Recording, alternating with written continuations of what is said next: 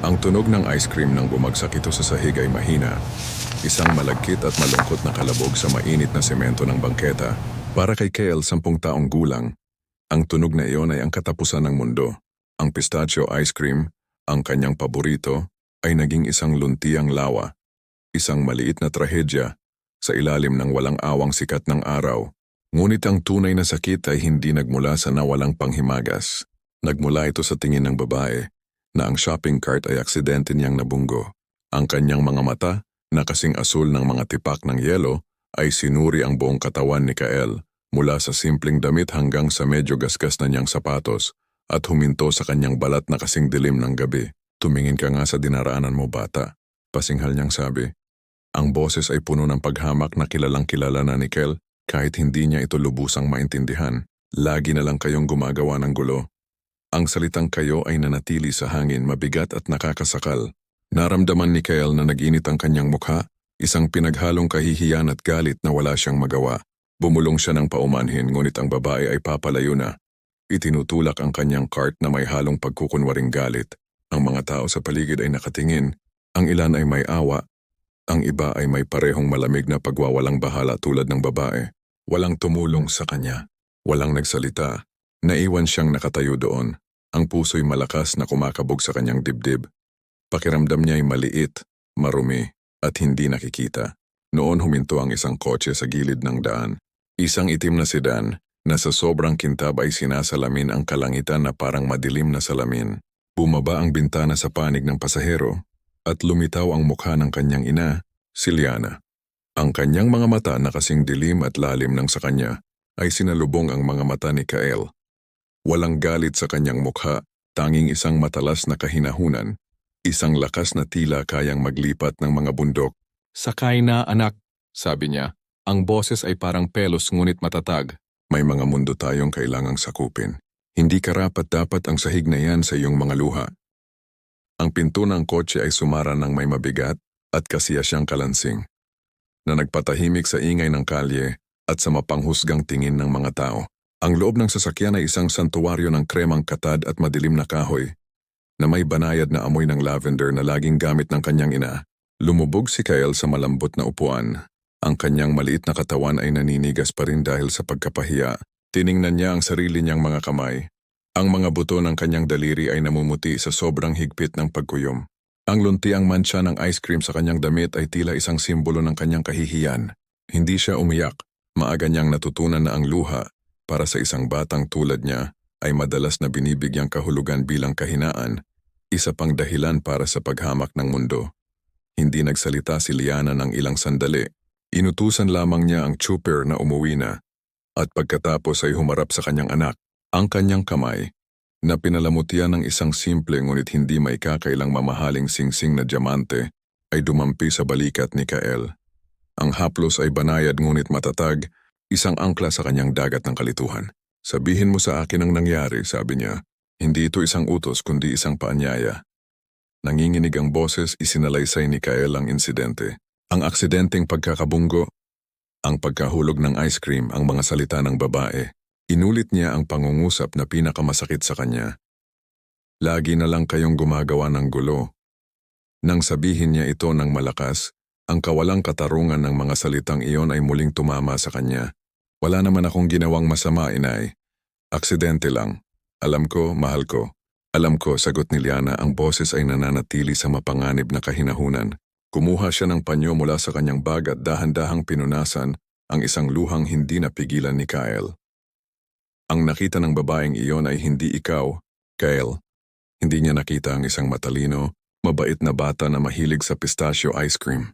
Nakita niya ang isang kwentong siya mismo ang gumawa sa isip niya. Isang kwentong pangit at tamad, tungkol sa kahirapan, sa gulo, sa kulay, at wala itong kinalaman sa kung sino ka talaga. Suminghot si Kael, sinisip-sip ang mga salita ng kanyang ina. Gusto niyang maniwala, ngunit ang bigat ng tingin ng babae ay patuloy na dumadagan sa kanya. Bakit lagi nilang iniisip iyon, inay? Sa paaralan din, laging tinatanong ng guro kung kailangan ko ng dagdag na tulong. Kahit na ako ang may pinakamataas na marka, hindi ako inaanyayahan ng ibang mga bata sa kanilang mga bahay. Ang kalmadong anyo ni Liana ay nag-atubili ng isang saglit, Isang kislap ng galit ang sumilay sa kanyang mga mata bago ito napigilan. Dahil ang mundo, anak ko, ay isang lugar na takot sa hindi nito naiintindihan. At hindi nila naiintindihan ang ating lakas. Nang makarating sila sa bahay, ang kaibahan sa eksena sa bangketa ay hindi maaaring maging mas malinaw. Ang bahay ay hindi isang marangyang mansyon, kundi isang obra maestra ng modernong arkitektura na matatagpuan sa isang mamahaling subdibisyon, napapaligiran ng isang hardin na tila isang maliit na gubat. Ang mga pader na salamin mula sa sahig hanggang kisame ay nagpapakita ng loob na pinalamutian ng sining mula sa Africa at mga disenyong muebles. Ito ay isang mundo ng kagandahan, kaayusan at kapangyarihan. Ang mundong itinayo ni Liana. Dinala niya si Kyle sa silid aklatan. Isang silid na may 2 palapag at mga estanteng puno ng libro tungkol sa kasaysayan, agham, sining at pilosopiya. Umupo siya sa isang silyang katad at kinandong si Kyle. Kahit na malaki na ito para doon, hindi siya tumutol. Sa sandaling iyon, kailangan niya ang yakap ng ina ng higit pa sa hangin. Tumingin ka sa paligid mo, Kyle, sabi niya. Ang boses ay marahang umaling-aungaw sa tahimik na silid. Bawat libro rito ay may kwento. Marami sa mga ito ay tungkol sa mga taong hinusgahan, minaliit kinamuhian, mga haring naging alipin, mga siyentistang pinagtawanan, mga artistang namatay sa kahirapan, ngunit hindi doon nagtapos ang kanilang kwento. Binago nila ang mundo. Hindi dahil naging mabait sa kanila ang mundo, kundi dahil tumanggi silang maniwala sa mga pangit na kwentong ikinabit sa kanila. Tumayo siya at kumuha ng isang libro mula sa mas mababang estante. Ito ay isang ilustradong talambuhay ni Mansa Musa, ang emperador ng Mali. Nakikita kanila at iniisip ang kahinaan. Sabi niya, pinubuklat ang isang pahina na nagpapakita sa emperador sa kanyang ginintuang karangyaan. Nakikita kita at nakikita ko ang inapo ng mga hari. Nakikita nila ang isang problema. Nakikita ko ang isang solusyon. Ang sakit na naramdaman mo ngayon, huwag mong sayangin. Gawin mo itong gatong. Hayaan mong gawin ka nitong mas matalino, mas malakas, mas mabilis. Gamitin mo ito para bumuo ng sarili mong imperyo.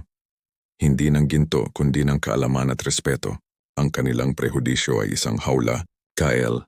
Ngunit hindi nila alam na ibinigay nila ang susi sa isang batang lalaking matututong lumipad. Tiningnan ni Kyle ang larawan ng hari ng Afrika at pagkatapos ay ang mukha ng kanyang ina. Nakita niya ang parehong determinasyon, ang parehong likas na kamaharlikaan. Sa unang pagkakataon sa araw na iyon, may naramdaman siyang iba pa sa kahihiyan. Ito ay isang maliit na butil ng pagsuway na itinanim sa matabang lupa ng kanyang sakit. Hindi lang siya inaalo ng kanyang ina, binibigyan siya nito ng sandata. Ang imperyo ni Liana ay hindi minana. Ito ay hinulma sa apoy. Hindi siya isinilang sa karangyaan, kundi sa alikabok ng isang baryong kinalimutan ng lungsod, kung saan ang mga oportunidad ay kasing bihira ng malinis na tubig. Anak ng isang tagalinis at isang super ng bus, maagang natutunan ni Liana na ang mundo ay mag-aalok sa kanya ng mga mumo at taasan ng pasasalamat bilang kapalit. Ngunit mayroon siyang isip na kumikilos sa bilis ng liwanag at isang gutom sa kaalaman na nagtulak sa kanya na ubusin ang mga libro sa pampublikong aklatan na parang ito na ang kanyang tanging pagkain. Nagpakitang gilas siya sa paaralan, isang henyo sa matematika at programming sa isang panahon kung saan iilang babae, at lalo na ang mga babaeng itim, ang nakikita sa mga larangang iyon. Nakatanggap siya ng scholarship sa isang prestihiyosong universidad kung saan naramdaman niyang siya ay isang dayuhan sa sariling bayan. Hinarap niya ang pagdududa ng mga propesor at ang pag-iwas ng mga kaklase na tinitingnan ang kanyang presensya bilang isang anomalya, isang pagkakamali sa sistema. Bawat saradong pinto, bawat mapanlait na komento, bawat tingin ng pagdududa ay nagsilbing hagdanan. Hindi siya sumubok na makibagay. Nagpasya siyang bumuo ng sarili niyang espasyo. Habang ang kanyang mga kaklase ay naghahanap ng trabaho sa malalaking korporasyon, si Liana, sa kanyang maliit na apartment, ay nagsusulat ng mga code na magbabago sa paraan ng pagprotekta sa data online. Ang kanyang startup ay isinilang mula sa mga gabing walang tulog at kakarampot na ipon. Ipinresinta niya ang kanyang encryption software sa dos-dosenang mga investor. Karamihan ay mga puting lalaki na tumitingin sa kanya ng may halong pagmamataas at pagkalito. Hindi nila mapagtagpi ang imahe ng isang batang babaeng itim sa komplikadong algorithm na kanyang ipinapakita. Ngunit isang investor, isang taong may pangitain na nakakakita ng higit pa sa panlabas na anyo, ang pumusta sa kanya. Yun lang ang kailangan niya. Sa loob ng 5 taon ang kanyang kumpanya ang Aegis Security ay naging isang haligi ng pandaigdigang cybersecurity. Hindi lang naging milyonarya si Liana, naging isang puwersa siya sa mundo ng teknolohiya. Ang kwentong ito gayunpaman ay hindi niya ibinabahagi sa mundo para sa karamihan. Siya lang ang misteryosong CEO ng Aegis. Ngunit para kay Kyle, siya ang arkitekto ng kanyang katotohanan, ang tagapag-alaga ng kanyang Moog. Ang bahay na kanilang tinitirhan ay higit pa sa isang tahanan. Ito ay isang pahayag. Bawat piraso ng sining, bawat libro, bawat nota ng musikang marahang tumutugtog sa mga speaker ay isang pagdiriwang ng kahusayan ng mga itim. Itinuro ni Liana kay Kyle na ang kanyang pamana ay hindi isang dahilan ng kahihiyan, kundi isang mayamang tapiserya ng katatagan. Pagkamalikhain at kapangyarihan, ang mga gabi sa kanilang bahay ay mga ritual ng pag-aaral. Hindi sila nanonood ng mga walang kwentang palabas sa TV. Nanood sila ng mga dokumentaryo tungkol sa kaharian ng Kush, nagbasa ng mga tula ni Maya Angelou, at naglaro ng chess. Isang laro na sinabi ni Liana ay tungkol sa pagtingin sa buong board, pag-asa sa mga galaw ng kalaban, at pagprotekta sa iyong hari sa lahat ng pagkakataon. Si Kyle ang kanyang hari, ngunit ang Moog, gaano man ito kaganda, ay may mga pader na salamin. Alam ni Liana na hindi niya mapoprotektahan si Kyle mula sa mundo magpakailanman. Ang paaralan ng araw-araw na larangan ng digmaan. Ito ay isa sa mga pinaka-eksklusibong pribadong paaralan sa lungsod, isang lugar na sinadyang piliin ni Liana. Nais niyang magkaroon ng kanyang anak ng pinakamahusay na edukasyon na kayang bilhin ng pera, ngunit nais din niyang matutunan nitong maglayag sa mundong isang araw ay susubok na dominahin siya. Ang insidente sa ice cream ay nasundan ng isa pa, mas tago. Ang klase ni Kyle ay gumagawa ng isang proyekto sa kasaysayan tungkol sa mga dakilang manlalakbay. Ang guro, si Ginger Davison ay namahagi ng mga listahan ng mga makasaysayang tao. Columbus, Vasco da Gama, Magellan. Si Kyle, naaalala ang kanyang mga libro sa bahay ay nagtaas ng kamay. Maari ko po bang gawin ang proyekto ko tungkol kay Ibn Battuta? Tanong niya. Ipinagmamalaki ang kaalaman tungkol sa dakilang manlalakbay mula sa Morocco. Kumislap ang mga mata ni Ginger Davison, na bigla. Sino? Kyle, bakit hindi ka pumili ng isang tao mula sa listahan? Mas madali para sa iyo na makahanap ng impormasyon. Pero mas malayo po ang nilakbay ni Ibn Battuta kaysa kay Marco Polo. Pumunta siya sa Africa, India at China. Kit ni Kyle may sigla sa kanyang boses. Isang kaklase ang tumawa. Sino yon? Pilit nang umiti ang guro. Iyan ay, kawili-wili Kyle. Ngunit manatili tayo sa kurikulum, okay? Pumili ka ng isang tao mula sa listahan. Magandang pagpipilian si Columbus. Naramdaman ni Kyle ang parehong init ng kahihiyan tulad noong araw sa bangketa. Ang kanyang kontribusyon ay hindi lamang tinanggihan. Ito ay binura. Malinaw ang mensahe. Ang kasaysayang mahalaga, ang opisyal na kasaysayan, ay walang lugar para sa mga bayaning kamukha niya. Umuwi siya sa araw na yon na may bigat sa dibdib. Nang ikwento niya ito sa kanyang ina, tahimik na nakinig si Liana. Hindi nagbabago ang ekspresyon ng mukha.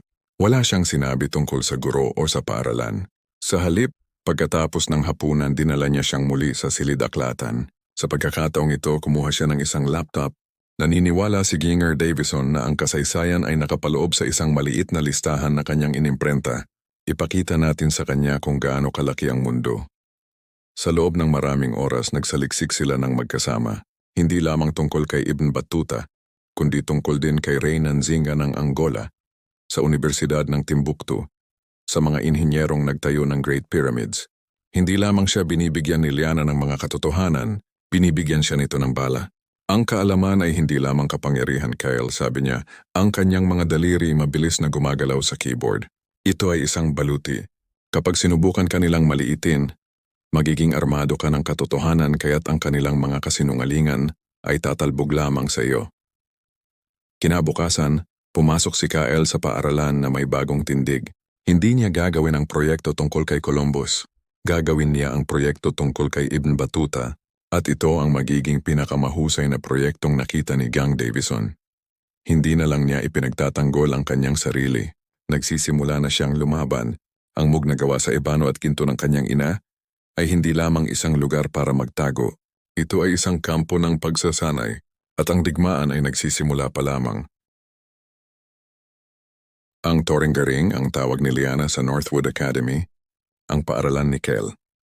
Isang angkop na pangalan para sa isang institusyon na ipinagmamalaki ang tradisyon nito, ang mga pader na nababalutan ng baging, at ang kakayahang humubog ng mga susunod na lider ng lipunan.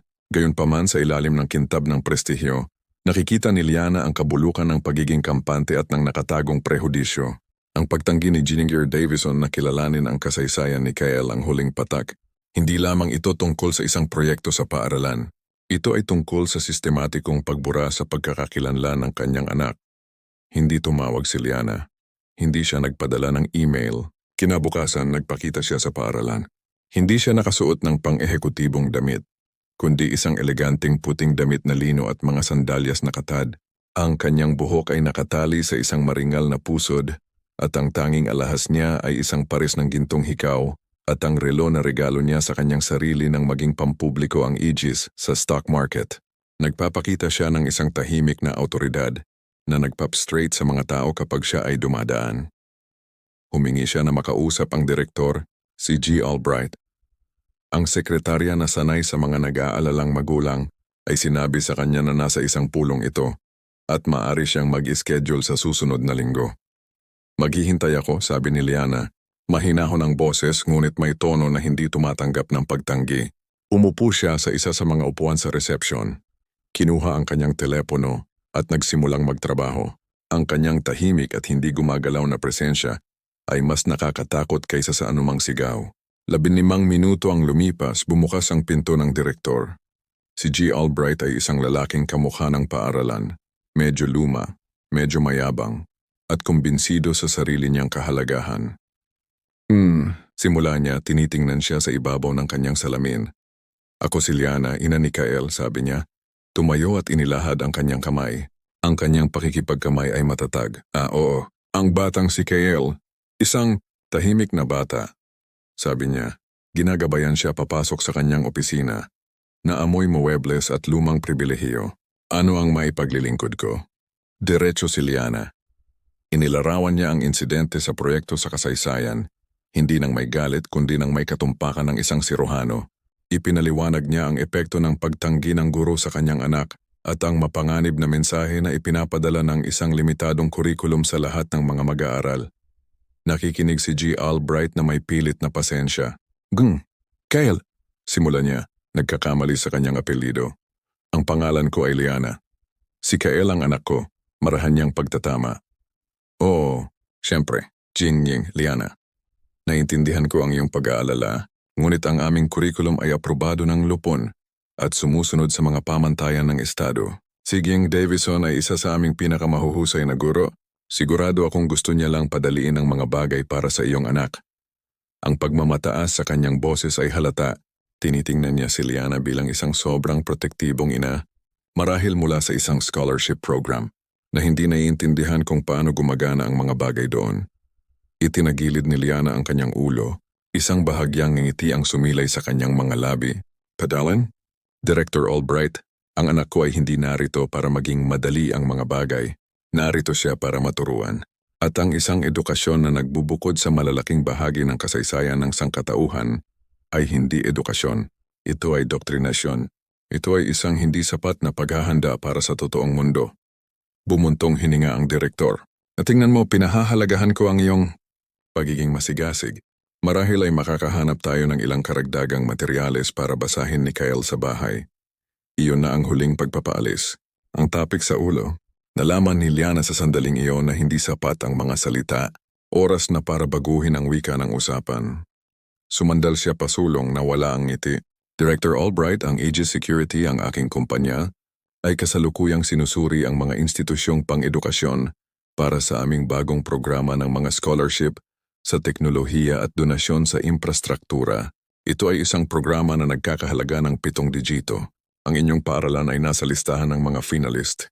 Partikular kaming interesado sa mga paaralan na nagtataguyod ng isang pandaigdigang at inklusibong pananaw.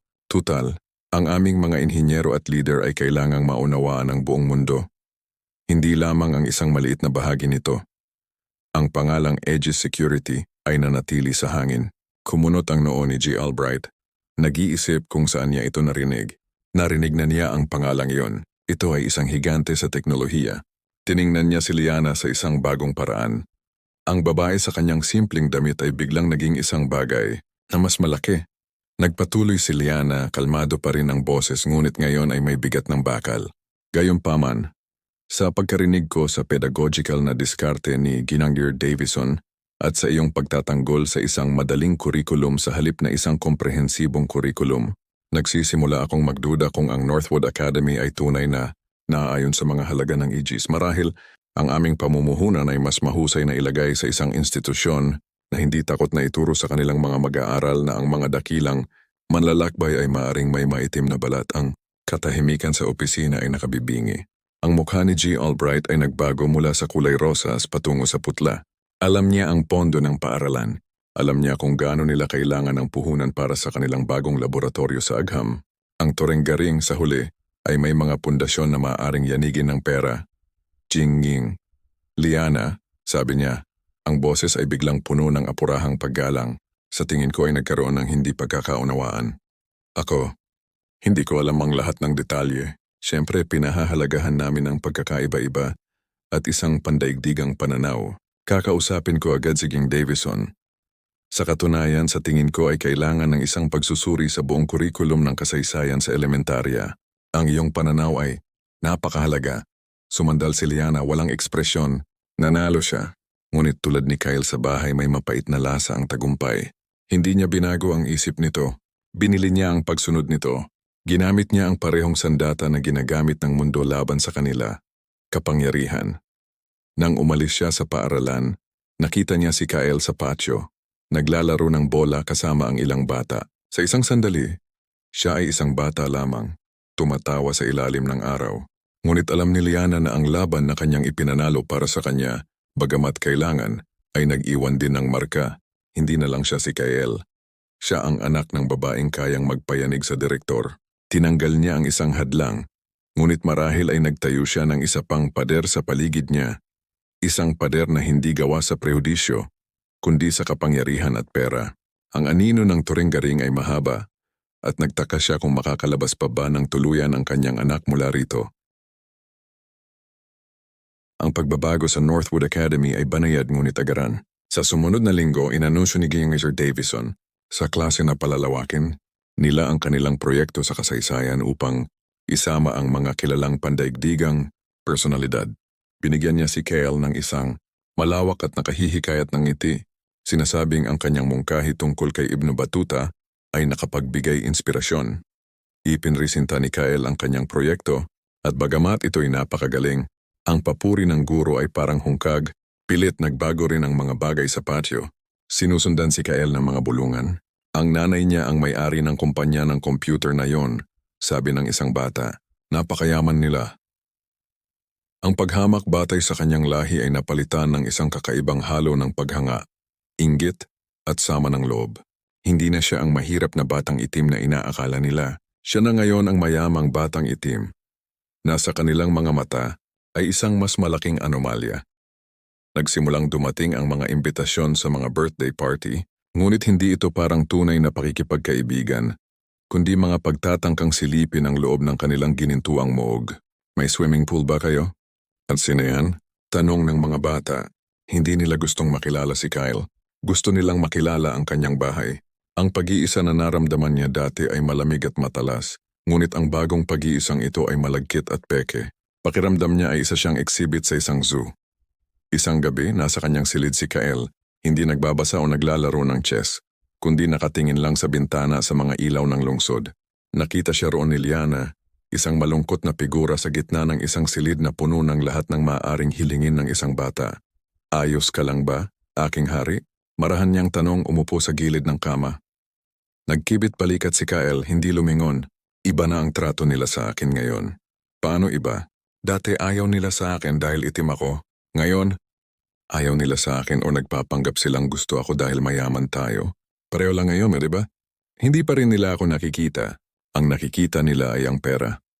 Ang boses niya ay parang sa isang 10 taong gulang. Ngunit ang kanyang mga salita ay may bigat ng isang matanda.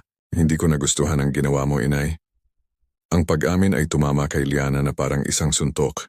Ipinaglaban niya siya, ginamit ang kanyang kapangyarihan para protektahan siya, At ang resulta ay kinamuhian niya ito para doon. Kyle, simula niya, nanginginig ang boses. Ginawa ko ang dapat kong gawin para siguraduhin igagalang kanila. Hindi nila ako'y ginagalang. Lumingon siya, ang mga matay nagniningning sa pigil na luha. Iginagalang nila ang pera mo. Takot sila sa iyo. Wala kang inayos. Pinili mo lang ang paaralan. Gusto kong kausapin mo si Ging Davison, hindi mo siya takutin. Naramdaman ni Liana na nabasag ang sarili niyang puso. Tama siya. Sa kanyang pagmamadaling protektahan siya upang manalo, nakalimutan niya ang pinakamahalagang aral. Ginamit niya ang isang sandata ng malawakang pagkawasak kung saan marahil ay kailangan lamang ng tumpak na diplomasya. Inalis niya ang kapangyarihan ni Kyle na labanan ang sarili niyang digmaan. Lumapit siya sa kanya, lumuhod para magkapantay ang kanilang mga mata. Tama ka, sabi niya. At ang pag-amin nito ay isa sa pinakamahirap na bagay na kanyang ginawa. Patawad. Sobra akong nagalit. Sobrang nasaktan dahil sinaktan kanila. Kaya ginamit ko ang pinakamabigat na sandata ko. Akala ko, gumagawa ako ng panangga para sa iyo pero gumawa lang pala ako ng ibang hawla. Isang gintong hawla, pero hawla pa rin. Tiningnan siya ni Kyle, nagulat sa kanyang katapatan. Nagpatuloy si Liana, nanginginig ang boses sa emosyon.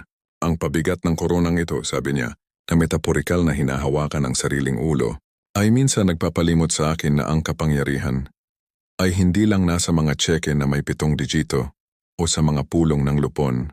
Ang tunay na kapangyarihan, ang kapangyarihang nananatili ay nasa boses.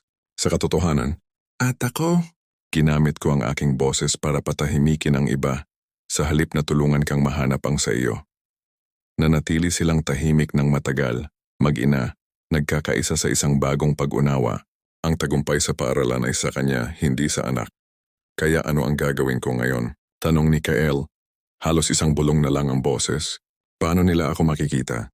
Nag-isip si Liana sandali. Ang sagot ay wala sa silidaklatan o sa isang bank statement. Nasa puso ito ng kanyang anak. Hindi mo sila mapipilit na makita ka, sabi niya. Pero maaari mong ipakita sa kanila kung sino ka.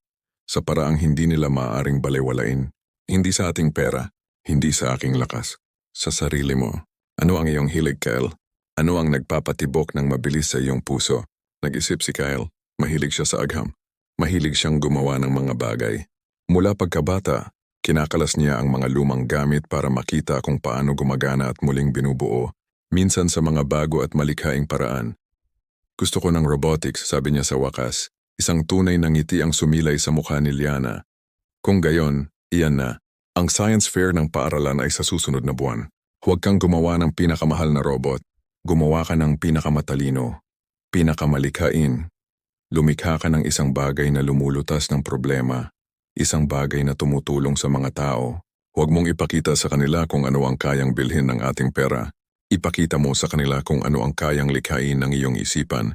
Yan ay isang wika na kahit ang mga mangmang ay napipilitang igalang. Ang wika ng paglikha, ang wika ng henyo.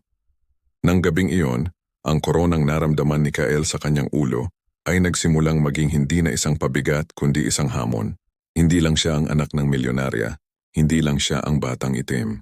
Siya ay isang manlilikha at malapit na siyang bumuo ng isang bagay na mas malakas ang boses kaysa sa anumang prehudisyo o anumang halaga ng pera.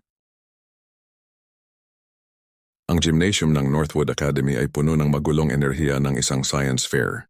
Ang mga bulkan na gawa sa baking soda, mga solar system na gawa sa styrofoam, at mga makukulay na poster ay nag-uunahan para sa atensyon. Sa isang sulok malayo sa sentro ng pansin ay ang proyekto ni Kyle. Hindi ito kapansin-pansin. Wala itong kumikislap na ilaw o makintab na mga bahagi. Ito ay isang maliit na automated na greenhouse. Gawa sa mga recycled na materyales at pinapatakbo ng solar power. Sa loob nito, maliliit na punla ng kamatis at litsugas ang tumutubo sa ilalim ng isang LED na ilaw.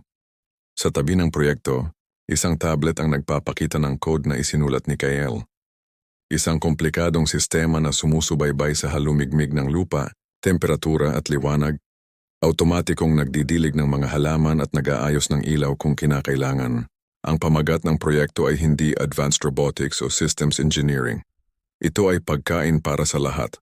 Ang mga tao ay dumadaan, karamihan ay isang mabilis na sulyap lang. Ito ay isang tahimik na proyekto tulad ng lumikha nito, Ngunit pagkatapos huminto si G. Henderson, ang guro sa agham. Kilala siya bilang pinakamahigpit at pinakamahabagin na guro sa paaralan. Tiningnan niya ang greenhouse pagkatapos ay ang code sa tablet at nanlaki ang kanyang mga mata. Ikaw ba ang nagsulat ng code na ito, Kyle? Tanong niya. Ang pagdududa ay nakikipaglaban sa paghanga sa kanyang boses. Opo, sir, sabi ni Kyle. Gumamit po ako ng Python. Ang pinakamahirap na bahagi ay ang pag-calibrate ng mga sensor ng halumigmig. Ginugol ni G. Henderson ang sumunod na 20 minuto sa pagtatanong kay Kyle, hindi bilang isang guro na sumusubok sa isang mag-aaral, kundi bilang isang inhinyero na nakikipag-usap sa isang kasamahan. Sinagot ni Kyle ang bawat tanong ng may kumpiyansa, ipinapaliwanag ang kanyang proseso, ang mga hamon na kanyang hinarap at ang mga plano niyang pagpapabuti, tulad ng isang sistema para magdagdag ng sustansya sa lupa.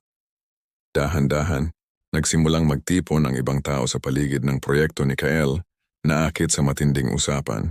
Ang mga mag-aaral, magulang at iba pang guro ay huminto upang makinig. Hindi na nila tinitingnan ang mayamang bata o ang batang itim. Tinitingnan nila ang isang siyentista. Isa sa mga batang dati nang nanunukso sa kanya na nagngangalang Mark ay lumapit. Wow, Tutu, ba yan? Oo, sabi ni Kyle. Ang ideya ay ang mga sistemang tulad nito ay maaaring gamitin sa mga urban na lugar na may kaunting espasyo o sa mga lugar kung saan kulang ang pagkain. Ito ay isang paraan upang magtanim ng pagkain kahit saan. Ang kasimplehan at kapangyarihan ng ideya ay nagpatahimik sa karamihan. Hindi ito isang mamahaling laruan. Ito ay isang solusyon. Ito ang isip ni Kyle na nakatanghal, ang kanyang empatya, ang kanyang katalinuhan. Nanood si Liana mula sa malayo. Ang puso'y puno ng pagmamalaki na halos masakit. Hindi siya nakialam. Hindi niya binili ang pinakamagagandang materyales. Binigyan lamang niya siya ng espasyo, mga kasangkapan at tiwala. Ang natira ay gawa na niya lahat. Hindi niya ginamit ang boses ng ina o ang pera nito. Ginamit niya ang sarili niya. Sa pagtatapos ng araw, hindi nanalo ng unang pwesto ang proyekto ni Kyle. Ang premyo ay napunta sa isang malaki at kapansin-pansing robot na nagbabaril ng mga bola ng pingpong na binuo mula sa isang mamahaling kit. Sa isang sandali nakaramdam si Kyle ng kaunting pagkadismaya. Ngunit pagkatapos lumapit sa kanya si G. Henderson kasama si Mark at ilang iba pang bata. Kyle, maaring hindi ang proyekto mo ang pinakamaganda, sabi ng guro, ngunit ito ang pinakamahalaga. Gusto kong malaman kung interesado kang magsimula ng isang robotics club pagkatapos ng klase. Sa tingin ko ay marami kang maituturo. Tumingin si Mark kay Kyle, may tunay na paghanga sa kanyang mga mata. Pre, paano mo napagana ng maayos ang solar panel? Yung sa akin, halos hindi makasindi ng isang bombilya. Sa sandaling iyon naintindihan ni Kyle. Ang tagumpay ay hindi isang asul na laso. Ito ay ang koneksyon. Ito ay ang respeto na nakuha hindi dahil sa kung sino ang kanyang ina, kundi dahil sa kung sino siya. Hindi na siya isang simbolo o isang anomalya. Siya si Kyle, ang batang gumawa ng greenhouse. Nang gabing iyon habang pauwi sila sa tahimik at marangyang kotse, hindi na naramdaman ni Kyle na isa siyang pasahero sa imperyo ng kanyang ina. Naramdaman niya na nagsisimula na siyang bumuo ng sarili niya. Inay, sabi niya, binabasag ang katahimikan. Salamat po. Para saan, mahal ko? Tanong ni Liana. Dahil hinayaan mo akong bumuo ng sarili kong panangga. Ngumiti si Liana. Ang mga ilaw ng lungsod ay sumasalamin sa kanyang mga mata. Tiningnan niya ang kanyang anak at hindi na nakita ang batang kailangan niyang protektahan. Nakita niya ang isang kasama, isang magiging hari sa sarili niyang karapatan. Ang mundo sa labas ay magiging isang mahirap na lugar pa rin, puno ng mga pangit na kwento at tamad na prehudisyo. Ngunit alam niya, nang may katiyakan na pumuno sa kanyang kaluluwa, na si Kyle ay hindi na lamang nakikipagsapalaran sa mundong ito. Siya ay nagiging isa sa mga arkitekto nito, tulad ng isang matiyagang hardinero, natututunan niyang alagaan ang sarili niyang hardin sa gitna ng semento. Nagtatanim hindi lamang ng pagkain, kundi ng pag-asa. Nagtatanim ng mga bituin sa gitna ng dilim.